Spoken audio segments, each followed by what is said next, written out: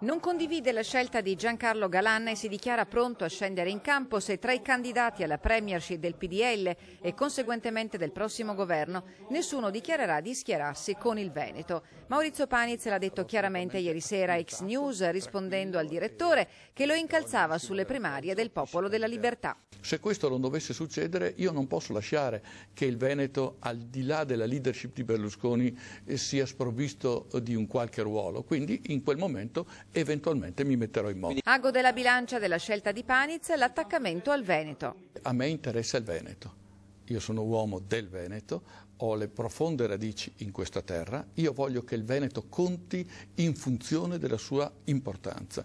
Quindi se i candidati che ci sono mi daranno o daranno comunque al Veneto, indipendentemente dalla mia persona, delle garanzie di tenere in considerazione la straordinaria forza produttiva di questa realtà regionale, la straordinaria capacità del popolo veneto di essere un esempio per l'intera nazione, io sarò assolutamente acquietato. Certo, in questi ultimi giorni sono accaduti tanti fatti, il più clamoroso è il dietrofront di Silvio Berlusconi che avrebbe modificato gli schieramenti. Galan è stato un ottimo governatore di questa regione, però ha preso una posizione, cioè lui si è schierato nel senso di dire che il presidente Berlusconi deve ricandidarsi alla guida del Popolo della Libertà e presentare la propria candidatura alla presidenza del Consiglio dei Ministri. Io non condivido questa scelta. Berlusconi, ha detto Paniz, è stato uno straordinario conduttore di Forza Italia prima e del Popolo delle Libertà poi, ma c'è tempo per tutti e c'è un tempo anche per una scelta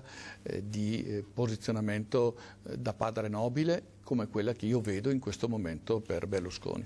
Quindi il fatto che l'ex governatore Galan abbia scelto questa linea porta molti a pensare che ci possa essere una linea diversa, una linea alternativa.